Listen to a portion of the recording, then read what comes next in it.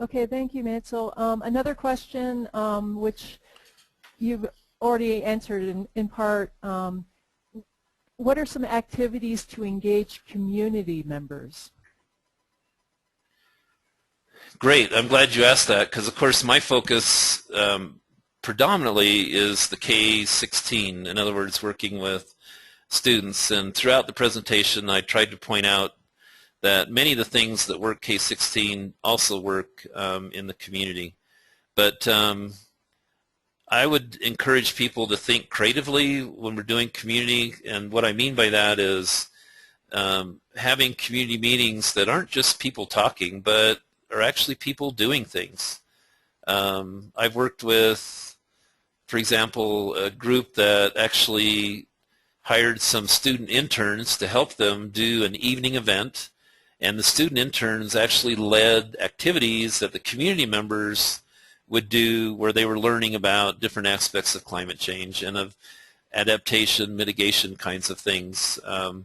But it was a more active approach to learning about climate change issues. And of course, adults occasionally like to attend lectures too, so that's certainly another way to do it, is just have a presentation. But I would encourage more active engagement, and adults enjoy these things just as much as kids do. So the readings, the curriculum materials that I suggested are all different ways that you might want to look at engaging community. Another way that I've been very successful engaging community is through the students. Because when I work with students and I engage students, I'm often reminding them that one of the most important things they can do is go back to their family and share with their family the things that they've learned. And even things like energy conservation. For example, in one of our programs this summer, we gave students devices where they could measure the amount of electricity they're using in their homes. They take that home, they involve their parents in those kind of things, and then of course it comes down to making decisions about how you use your electrical power. And can you make alternative decisions to reduce your usage? And so I'm always looking for ways to engage an entire community. I do find advantages to working with the youth because they're often a trapped audience, especially if you work through the school where they have to be there for a certain amount each day. It's harder to get community members together, although of course inviting them to share food is always a great way to get people involved. But then even when you get them there, doing activities that are engaging and interesting can get them to come back again the next time, and the next time bring some of their neighbors. So if you contact me about community outreach, I will recommend a lot of the same resources, and then just figuring out how you can get them out into the community and get discussions going on.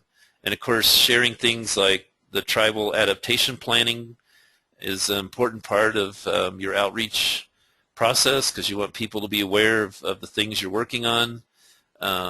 Elected leaders should be involved in telling people concerns that they have and how the tribe is addressing these important issues, because they're affecting our communities, and we can try to ignore them, but they're going to become increasingly impactful. And for example, communities we worked with here in northern Arizona, we have homes that are going to be enveloped by piles of sand.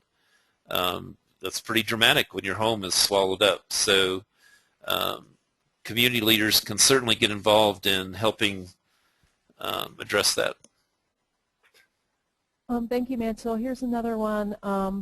Simple things to know: who, what, where, why for children. Wow, simple things. All right. Well, one of the things that I would definitely emphasize, particularly with young children, and I'm glad this question came up, because you want to be a little bit careful about quote-unquote education of young children, because young children don't have the cognitive ability to make decisions related to climate change. It can seem pretty scary to them, And so I would definitely recommend being careful with below middle school in particular. I mean, it's a great opportunity to teach them, for example, solar cookies. I make it very positive, very engaging, but I don't lay on them, for example, you know, you need to make decisions about how many miles you're going to drive your car. I mean, first of all, that's not a decision that they can even make. So you want to be a little bit careful, just thinking about young children and thinking about what's appropriate for them versus as audiences are more mature. By the time kids are in high school, I basically treat them at the same level as adults, but even then, I recognize that, you know, for example, they're not voting yet. Their ability to make decisions is limited, but on the other hand, they can definitely have a huge influence on a community. So I do definitely recommend being careful about that, and if anyone is particularly concerned with that, I'd recommend that they contact me and that we talk a little bit more about being thoughtful about working with young children on these issues, because we don't want to have young children having nightmares about this. We want the experiences to be positive and reinforcing and more as an opportunity rather than as something that's something to dread. So that's really my advice there. And we did have a question come across on the chat line. Is there curriculum addressing food security issues with climate change? And again, I'm glad that question was asked, because that's an area that we're very interested in here in ITEP and working on. We haven't yet identified specific resources to help us with that, but we've been hearing that question from tribes over recently specifically, and our director is very interested in looking at the food security issues. And so my response at this point is yes, we're interested. I know that resources exist out there, but I would say if you want help with that specific question, send me an email. And as I start learning more, I will definitely be willing to share with others what I'm learning and the opportunities. But I know that there's things out there, there's publications. I'm not as specifically aware of curriculum resources, but I know they exist. And for example, I've worked with some interns that did some education right here on campus about food security. So, and another one that you might go to, although I'm not telling you all to call her today because she's very busy, but this is an area where Winona LaDuke has been doing a lot of work. And our director recently visited her, so we're learning from her as well. And a typical role for ITEP is to get information out about what other people are doing. So we will certainly do that in the future. Thanks, Mansell. There were a few other questions that were kind of related to where people can get more information, some of them about funding opportunities, someone wanting to ask what are the impacts of climate change on indigenous peoples and what are their adaptation measures. I would like to direct people to ITEP's Tribes and Climate Change website that has a lot of information. We have a number of resource pages, which Mansell said previously we are in the process of developing into a searchable database. Also, I send out a monthly tribal climate change newsletter that has lots of information. And if you're interested in receiving that, you can send me an email and I'll add you to the list. We are at the top of the hour. I don't know if anyone has a last burning question that they would like to have Mansell address before we end the webinar. If so, please enter it into the question chat box. And Sue, there is one question that we're looking at here that came in on the chat box that I'd be happy to address, and I'll read the question. It says, many tribes have integrated resource management plans. And the question is, have you ever used these as a tool to educate, problem solve with tribal students in addressing local land use issues that might mitigate? And I'm assuming that's also adaptation. If that question is directed to me specifically, I have not had that opportunity, but I think it is a great opportunity.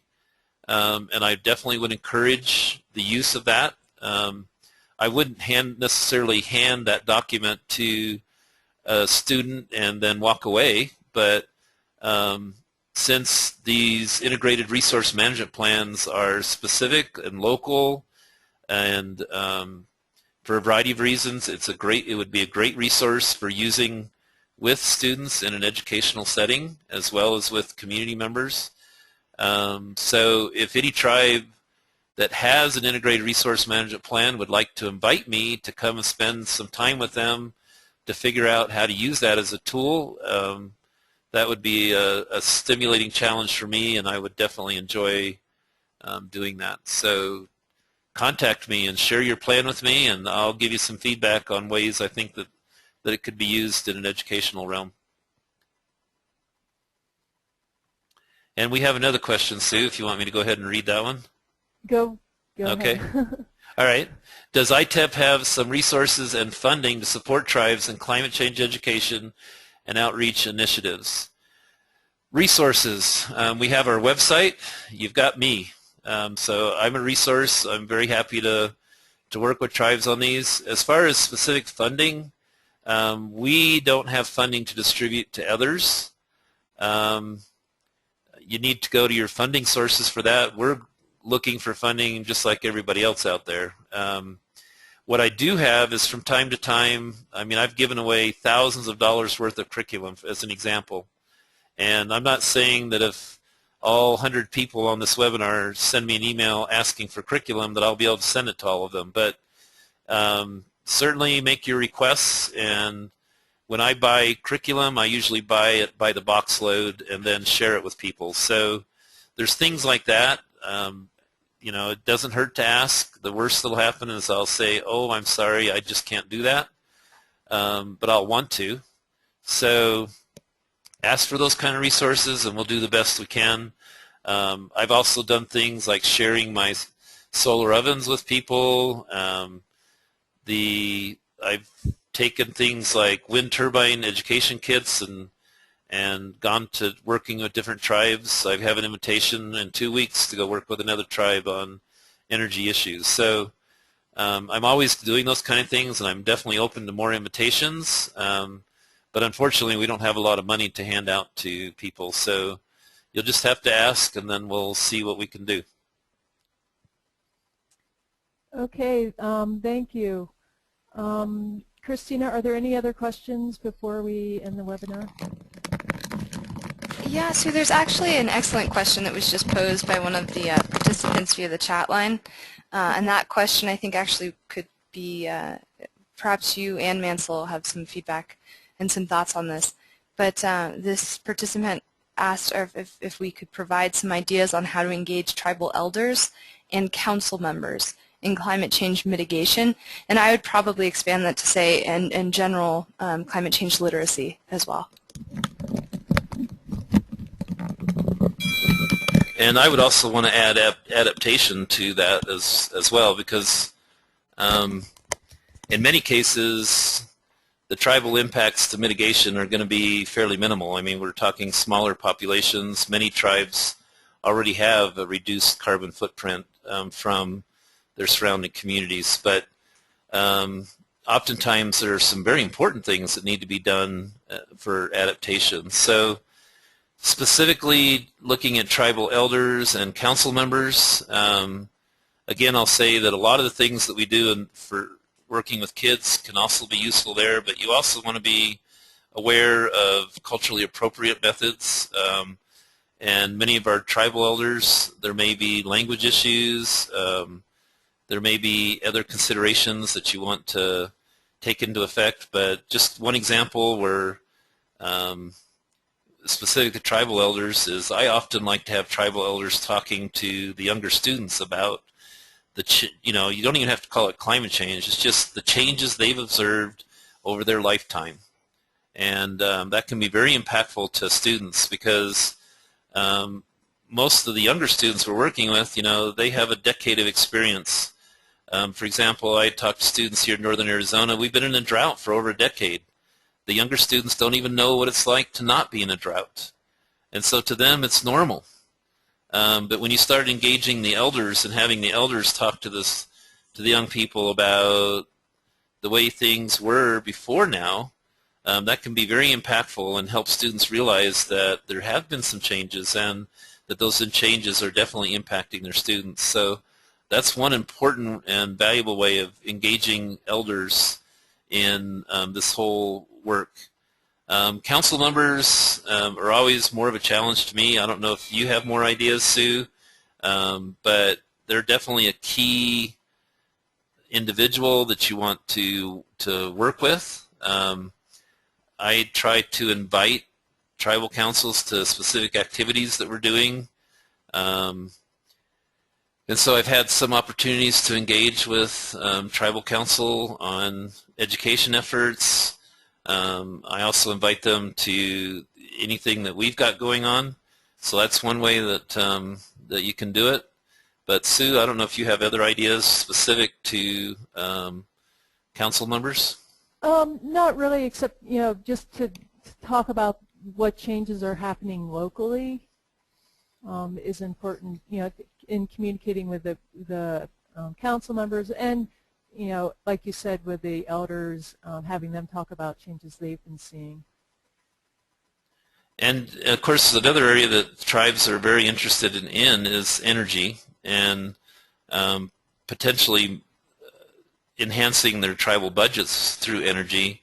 And of course I would want to educate council members about alternative energy sources such as solar and wind rather than always considering fossil fuels. And that can be a challenge because some tribes rely heavily on exploiting fossil fuels as part of their tribal budget. But we actually have a program here within ITEP specific to energy and energy resources, and you can contact us and we'll refer you, but basically it's our executive director, Anne-Marie Chischilly, is right now taking the lead on that, but I know we've got a PhD candidate that will soon be arriving here on campus and helping us do some more work here. But that's our Tribal Clean Energy Resource Center, and that might be another way of engaging councilmen and tribal leaders, is to look at how we're generating energy resources and encourage using cleaner alternatives, alternatives that have less carbon footprint. So that's something that you might want to consider. Okay, I think with that we should wrap this up. I want to thank everyone for participating in the webinar. Ansel, I'd like to thank you for giving this presentation. The presentation and recording will be posted on ITEP's Climate Change webinar webpage. And I invite any of you to contact Mansell, me, or Christina if you have any other questions regarding climate change outreach and education materials. I'm working more on adaptation issues, so you can contact me about that. And again, thank you for your participation in the webinar. And Sue, we did have one more question that was specific to the solar ovens that were displayed in the PowerPoint. So okay, I just quickly address that one. Those solar ovens actually come from a company, a nonprofit called SolarOvenSociety.com. And one of the interesting things about working with that nonprofit is that they actually donate solar ovens to refugee camps and other regions of the world that don't have the resources that we have. So when I'm buying those ovens, I know that a portion of the profits are going to other beneficial things, but in response to questions about design of solar ovens, the ovens you saw were commercial ones that I purchased, but I've certainly worked with students on designing solar ovens. I've built many different types of solar ovens, looking at ways of increasing efficiency and effectiveness. And that's a great activity to engage students in, and it's a very engaging one if you do it in an engaging way. So when I'm working with engineering students, for example, they told the students how to build the oven, and the students were happy to do it, but they really frankly didn't get very excited about it. by the end of the day, I convinced the engineering students to just put the materials out there and let the students figure it out for themselves. And then it became very engaging. Students were designing their own ovens, and then we came up with a way to evaluate them, basically what temperature they're getting to, or you could use food and who's successful cooking. But the solar oven idea can be a way of engaging students in a lot of different ways, and I'd be happy to work with different communities on designs and ovens, but there are a number of commercial ones out there. The ones that I use, I like because they're portable. I can move them around easily. They don't weigh very much, but you could certainly design your own oven that might be more effective because you may not be worried about weight and portability and that kind of stuff. So I'd be happy to talk to people more about solar ovens if they're interested. Okay, thank you, Mansell.